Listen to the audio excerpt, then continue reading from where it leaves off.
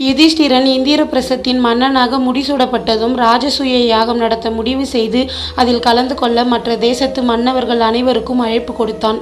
யுதிஷ்டிரன் அழைப்பை ஏற்றுக்கொண்டு அனைவரும் அவன் நடத்திய ராஜசூய யாகத்தில் கலந்து கொண்டனர்.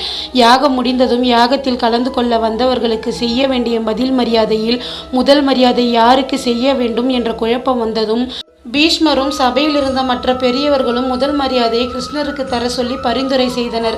அதற்கு சபையில் இருந்த அனைவரும் சம்மதித்தனர், சிசுபாலனை தவிர்த்து. கிருஷ்ணருக்கு முதல் மரியாதை செய்வதில் சிசுபாலனுக்கு சிறிதும் விருப்பம் இல்லை என்பதால் அதற்கு அவன் மறுப்பு தெரிவித்தான். அதோடு துரியோதனனுக்கும் கிருஷ்ணரை பிடிக்காது என்பதால் துரியோதனனை கிருஷ்ணருக்கு முதல் மரியாதை கொடுக்க மறுப்பு தெரிவிக்க சொல்லி சொன்னான்.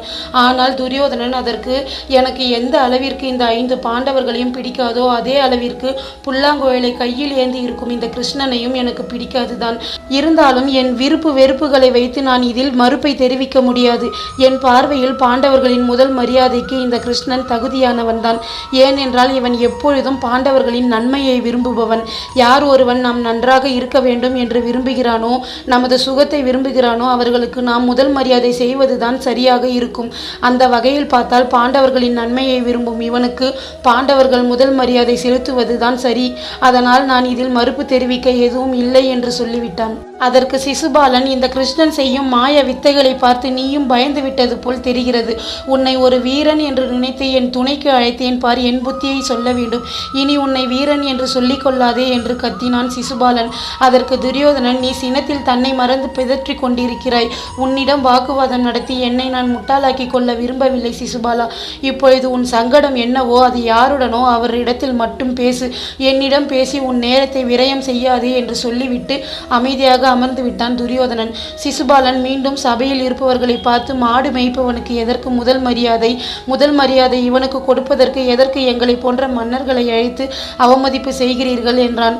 அதோடு நிற்காமல் அதிகமாக பேசிக்கொண்டே இருந்தான் சிசுபாலன். சிசுபாலன் வாய்க்கு வந்தபடியெல்லாம் கிருஷ்ணரை அவமதித்து பேசிக்கொண்டிருந்ததை பீஷ்மர் கண்டித்தார். சினத்தில் இருந்த சிசுபாலன் பீஷ்மரையும் தவறாக பேச ஆரம்பித்தான். என்னை கண்டிக்க உமக்கு என்ன தகுதி இருக்கிறது பீஷ்மரே? தன் திருமணத்திற்காக ஆசையாக தனது வரன்களை எதிர்நோக்கி காத்திருந்த அப்பாவி இளவரசிகளை கடத்தி வந்தவர்தானே நீங்கள்? தன் பரம்பரையின் பெயரை காப்பாற்ற யாரை வேண்டுமானாலும் அழிக்கும் அரக்க குணம் கொண்டவன் தானே நீர்? கடத்தி வந்த பெண்களை தன் தம்பிக்கு திருமணம் செய்து வைத்த வீரமிக்க ஆண்மகனே, அம்பா உன்னிடம் தன்னை திருமணம் செய்து கொள்ளுமாறு கேட்டதற்கு முடியாது என்று மறுத்துவிட்ட ஆண்மையற்றவனே, ஒரு பெண் தன்னை தானே மணந்து கொள்ளுமாறு சொல்லியும் முடியாது என்று மறுத்த நீ எல்லாம் ஒரு ஆண்மகனா என்றான்.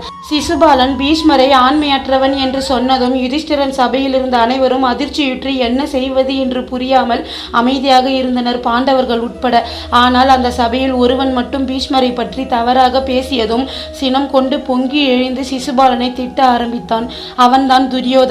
சிசுபாலன் பீஷ்மரை ஆண்மையற்றவன் என்றதும் தன்னை கட்டுப்படுத்த முடியாத அளவு கோபம் கொண்ட துரியோதனன், நாவை அடக்கு சிசுபாலா. எங்கள் பிதாமகர் பற்றி இனி எந்த அபத்தமான வார்த்தைகளையும் சொல்லாதே.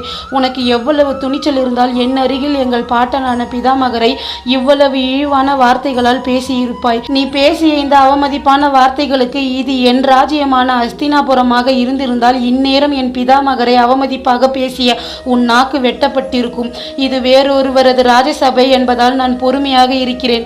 இனியும் பிதாமகரை பற்றி எந்த அபத்தமான வார்த்தைகளையும் சொல்லாதே. இந்த மாடு மேய்க்கும் கிருஷ்ணன் உன் தாய்க்கு கொடுத்த சத்தியத்திற்காக நீ அவனை அவமதித்து பேசுவதை அவன் அமைதியாக கேட்டுக்கொண்டிருக்கிறான். ஆனால் நான் அப்படி பொறுத்து போக மாட்டேன். இனியும் எங்கள் பிதாமகர் பற்றி நீ தவறாக பேசினால் நானே என் கரங்களால் உன் உயிரை பறிப்பேன் என்றான் துரியோதனன். இதுபோல சுவாரஸ்யமான தகவலை தெரிஞ்சுக்கணும்னு ஆசைப்பட்டா என்னோட சேனலை சப்ஸ்கிரைப் பண்ணுங்க ஃப்ரெண்ட்ஸ்.